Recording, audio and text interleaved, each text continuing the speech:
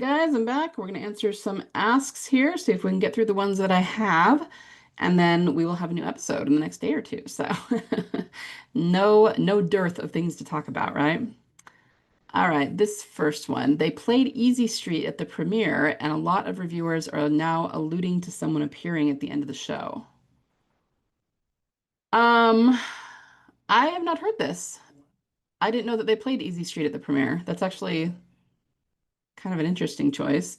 Um, I haven't heard anyone alluding. Well, it's interesting that you say the end of the show. Do you mean like the end of the season or the end of next season? I don't know. Maybe this feels a little bit vague to me.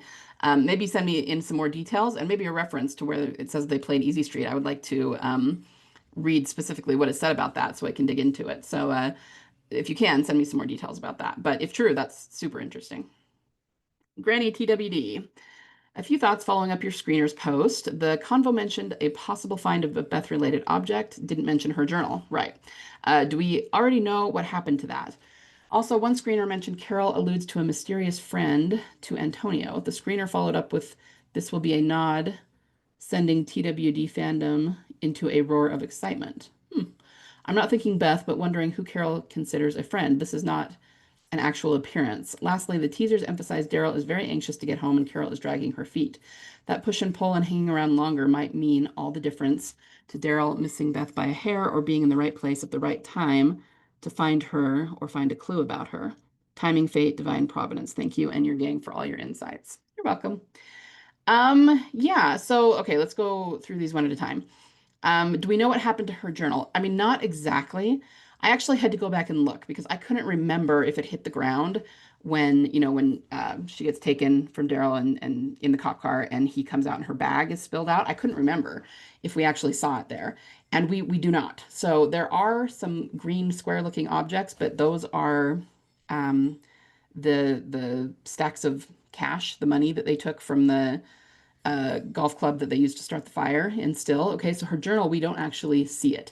And earlier in Alone, when she has the crossbow, right before she steps into the small game trap and hurts herself, we see it in her back pocket. And it's not like it's not like they do a close-up of her butt or anything, but I do think that they were really intentionally showing us that that's where she was keeping it so that it would make sense that she didn't drop it with the bag and still had it. So that's why this journal thing is so compelling to me. It didn't even occur to me when I first was thinking about this theory, but they seem to have been very intentional with the journal, right? They not only she was writing in it in 401, which was when kind of her arc kicked off, really, when Gimple took over 100%, 401, when we get the Bethel hug. She was writing in her diary when Daryl came to tell her that Zach had died. Then we've got her voiceover in Inmates. Then we have her, we see it in her back pocket. She's carrying it with her. We did see her ripping pages out of it to use as to start fires, before they got to the Moonshine Shack. That was also in Inmates. Um, and then, of course, she was going to write the note, the thank you note in Alone. So it was almost there like every single step of the way. And it's like, on the one hand, how did she bring it out of the prison? Like, it's not like she would have thought to go back for her diary, but she must have just already had it in her back pocket, because that's where she keeps it. So it just feels like it's very, very intentional. So we don't know what happened to it in the sense that after Alone, we didn't see it again. We didn't see it in season 5. We didn't see it in Coda, but I'm assuming that it's still around somewhere. That maybe when she went and changed back into her clothes and her, yellow polo, she would have grabbed it, but we just didn't see it. So we don't know for sure, but I'm assuming that it's with her wherever she is. So yeah, it'll be interesting to find out if they make use of that. I had not heard this one. The screener mentioning Carol alludes to a mysterious friend to Antonio. Um, this will be a nod sending TWD fandom into a roar of excitement.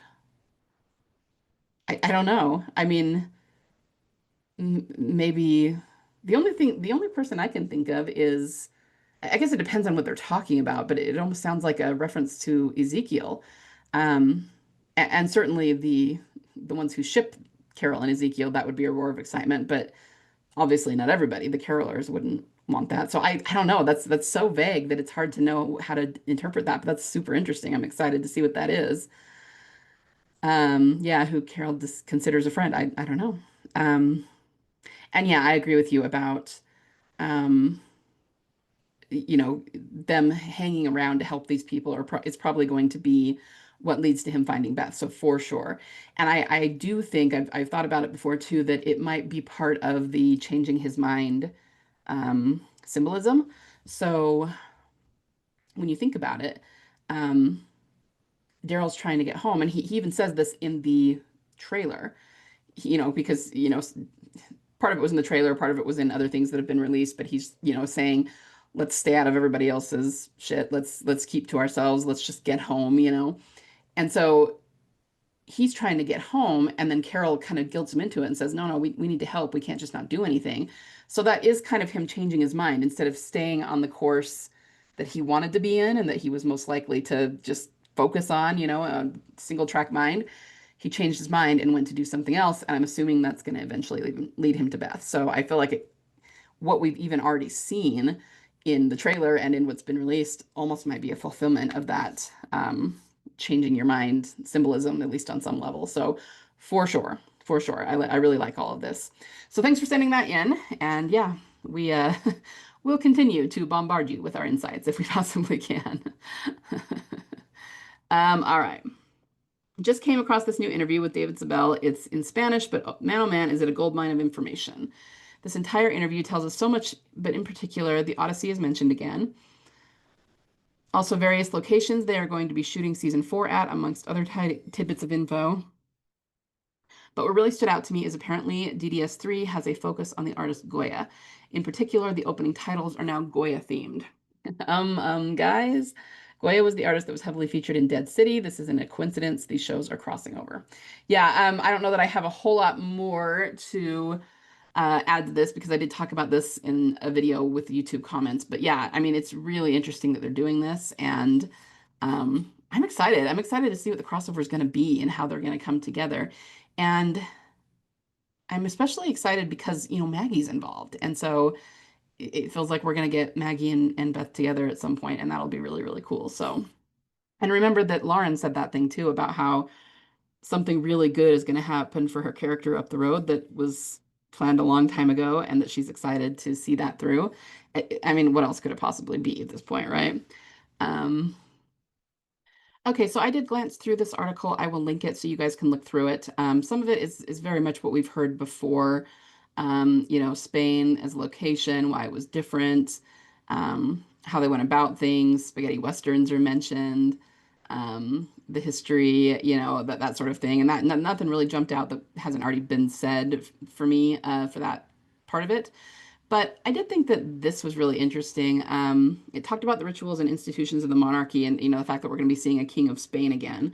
And it says a major theme of the third season in Spain has been the tendency of people in difficult times like an apocalypse to return to the past and try to see the good in it and hold on to it. There are communities that cling to the past. The past brings good things, but also bad things. However, there's a sense of our world is falling apart. What can we hold on to that will help us survive? That's why in Solaz Del Mar, for example, you see a dependence on old habits, old traditions, old things.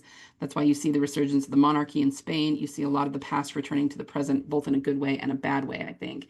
It makes perfect sense in Europe, on and on. So, I mean, they're literally doing this with the setting and, the fact that they're going back to a monarchy and that they, even just in the sense that they are, you know, trading virgins for guns and it's like a less civilized way to live, and they're retrogressing to that because things have gotten hard. But I was thinking that that's also what they're going to have Daryl do emotionally. He's going to go back to his past. He's going to pull out what was good, but he's also going to see the bad. And so it's kind of a show-wide theme, and it's going to be really interesting to see how they do that. But especially the way that it says it here, they will return to the past and try to see the good in it and hold on to it. So that again makes me think that we'll see him. I mean, it's talking about returns first of all, but also things from the past, right? So I feel like these are, they're literally talking about what's going on in the plot, but they're also hints at the themes and everything. Here's the Goya part. Goya captures something very visceral about Spanish culture and history. He imagines a monstrous alternative world, the world we live in. When it comes to an apocalyptic situation and survival in the most extreme circumstances, he is almost the artist who captures the mood instantly. That's what we felt in the beginning when we began to immerse ourselves in Spain. I knew Goya and not very well, but there's also monstrosity, there's darkness and violence and terror, yes, terror. I felt that many of Goya's canvases were a great embodiment of what we were going to try and do in Spain. That's why we chose him the way we started. We really said, let's do the main titles as if Goya had designed them. Now, I want to just point out here that they are trying to tell us here that they picked Goya out of the blue when they started doing season 3 um, for the opening credits, but I don't think there's any way that's true. They knew Goya a long time before that because of what's already been pointed out, which is that a Goya painting was featured in Dead City. And Dead City just aired, but they were filming it a long time ago. So they created that idea of Goya in both places a long time before this. So just to show that they sometimes will say, "Oh yeah, we just decided when we started filming in Spain in season 3 that we were going to do this." No, no, no, no. It's been planned for a while. This talks about places. It does talk about Toledo. The reason that's important is because if you remember in the walking or the world beyond Coda, there's a mention of Toledo, Spain. So the female scientist says something about Toledo and he says Spain and she goes, no, the US.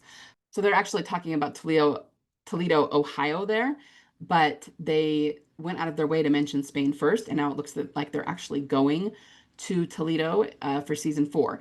The other thing is that Gimple specifically told us that the world beyond Coda is linked to Daryl Dixon, the spinoff, and this is probably how. So I'm thinking we're not going to see that link until season 4, but it's clearly on its way. So we can see these little nuggets coming out. Was there anything else? Oh, this is another thing I was going to say. They talk about how Carol felt more hardened last season as though she didn't have any feelings. Now she's more emotional, but Daryl is still confronting ghosts from his past, and he says, so season 3 was designed to have Carol overcome the ghost of her trauma, so to speak, in the tunnel. Seasons 2 and 3 were designed for her that way. So again, just that they always planned this. They always knew this is what they were doing. And she overcame her ghosts at the end of season 2. And it's interesting that they say 2 and 3 were designed for her that way. So maybe she's still overcoming more of the ghosts. I think Sophia was the big one. But if we go back to that moth in the opening credits, and even the serious symbolism, I feel like it's kind of about transformation for Carol, and we've seen her transform, right?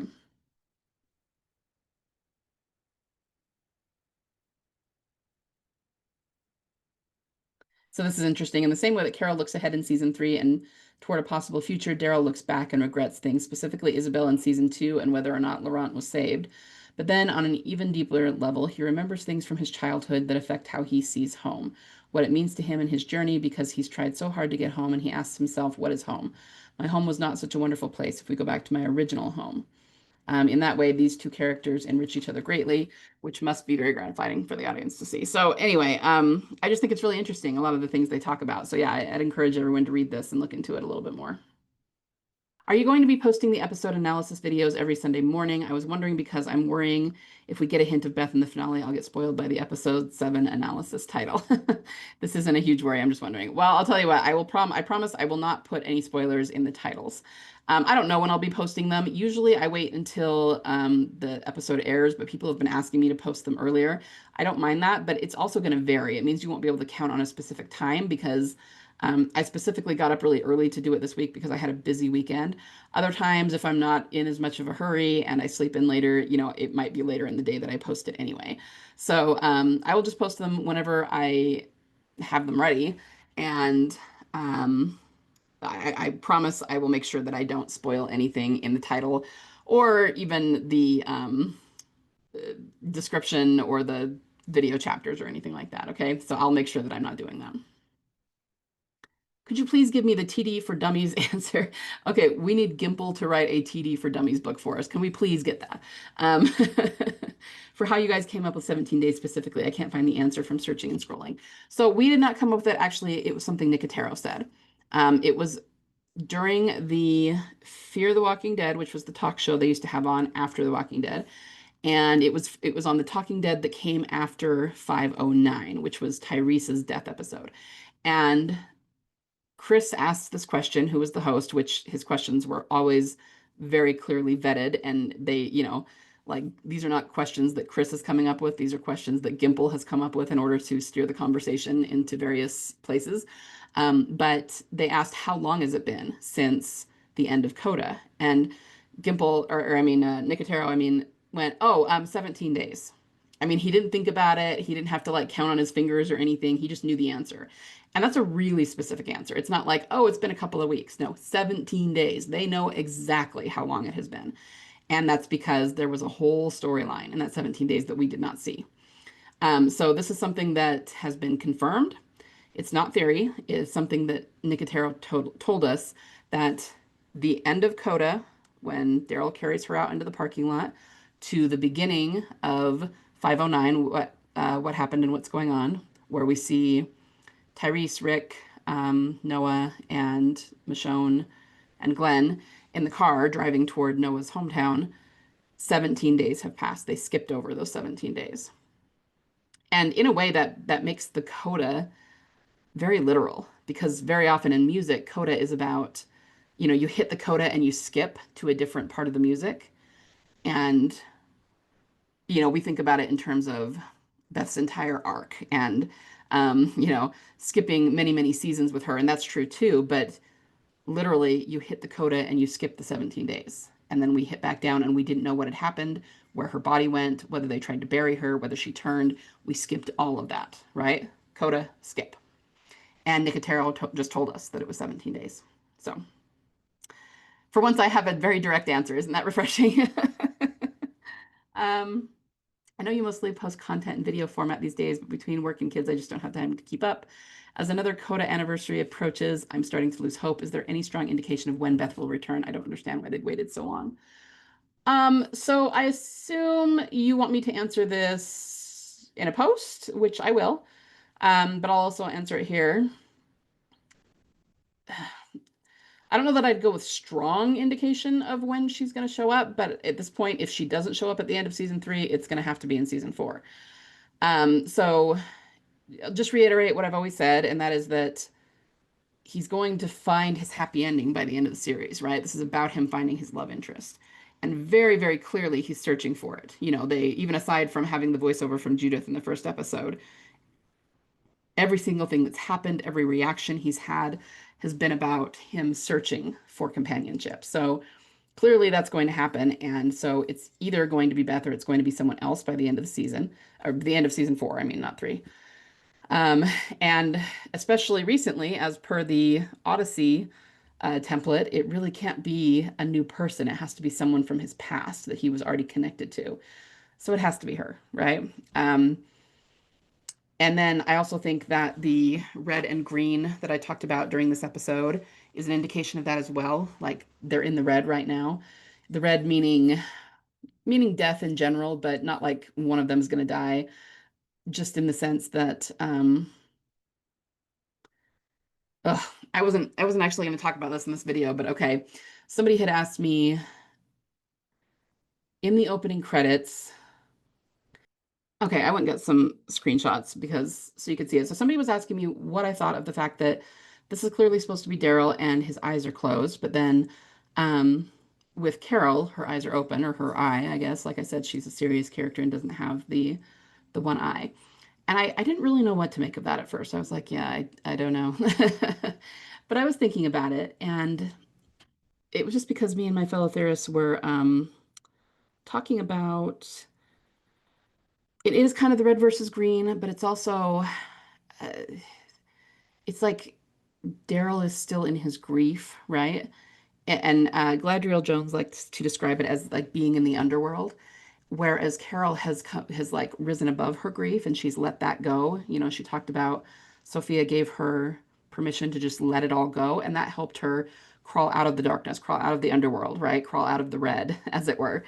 And so I think that it has to do with that. So I was thinking that maybe him having his eyes closed, it's showing that he's still, however you want to describe it, he's still in the underworld, he's still in the grief, and he's not seeing things very clearly yet. Like he's got his eyes closed to things. So it even could be like that he's not seeing the reality of Beth being alive because his eyes are closed. Whereas Carol, because she has let her grief go and she has kind of transcended above it, she can see it, right? She is seeing more clearly, so her eyes are open.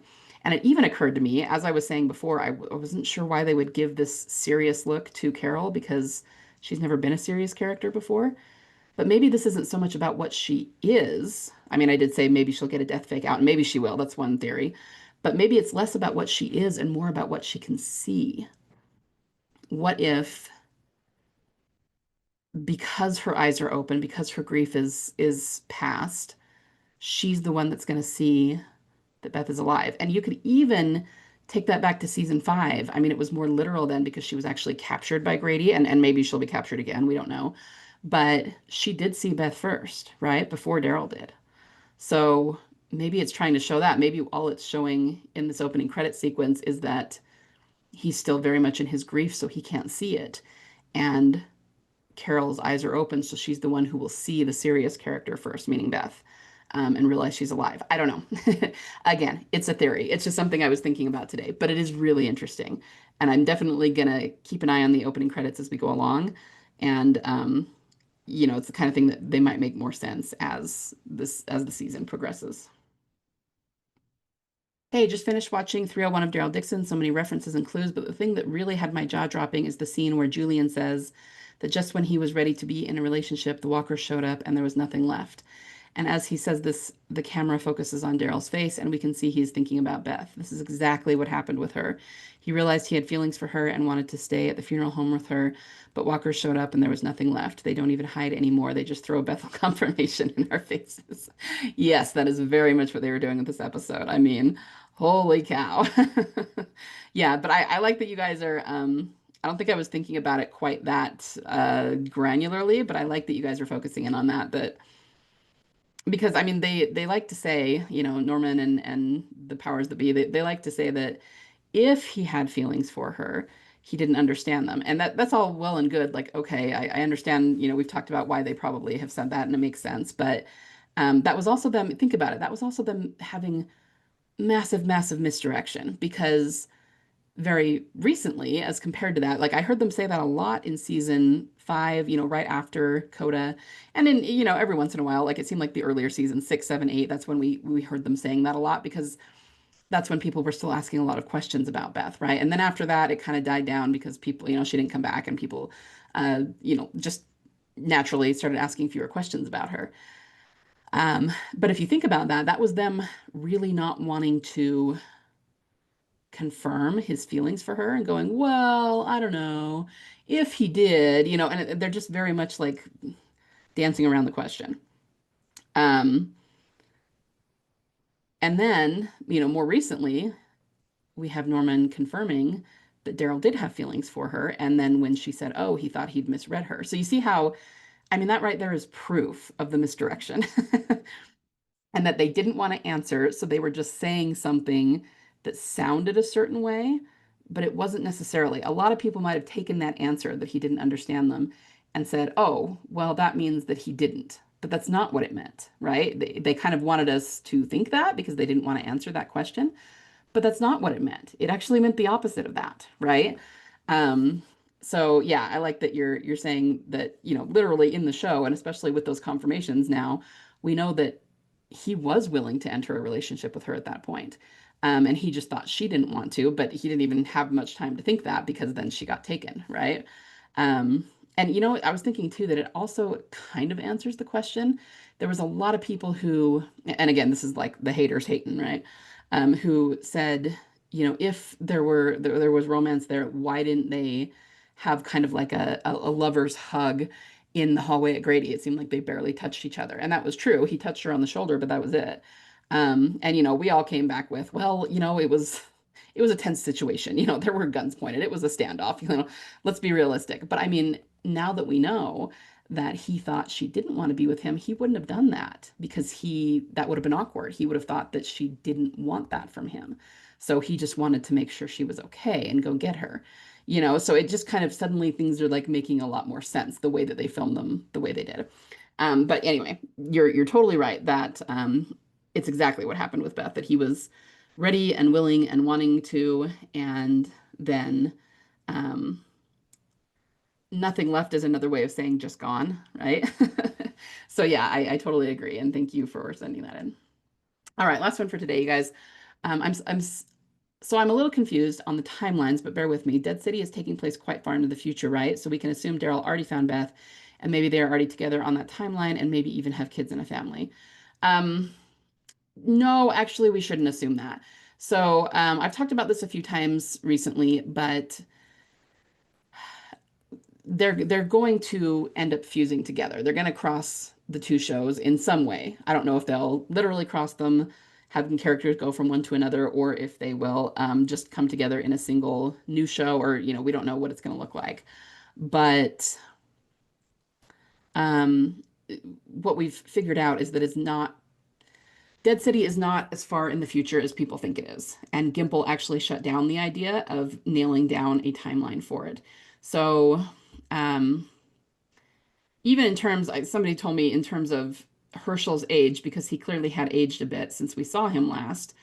But at the same time, I mean, they're probably getting an older actor to play a younger Herschel. So I don't think he's as old as people think he is. And, people are thinking he's 16, 17 years old. Maybe he's not. Maybe he's only 13 or 14. And I know he doesn't look that, but again, they get older actors to play younger parts. So we don't know. We don't know how far in the future it is. We don't know for sure how old Herschel is. All I can tell you is that the powers that be are now kind of shutting down the idea of it being really far in the future. And it does look like they're going to cross the shows. So I would not assume that Daryl has already found Beth and that they are married and have kids or something. I think that Dead City could be actually pretty close to the Daryl Dixon timeline. So I think it's more likely that while Maggie and Negan are having their good old adventure in New York, Daryl is in France, with Isabelle and or something like that, or close to that, and the two timelines, they might be staggered a little bit, but they're pretty close, I think. So we don't know for sure, but I would definitely not assume that. I think that they're going to line up more closely than most people realize. So, all right. I hope that answers all the questions for you, and that's all that I have as of right now. And yeah, probably the next thing you're going to get from me is the analysis of episode 2. So I will just talk to you then.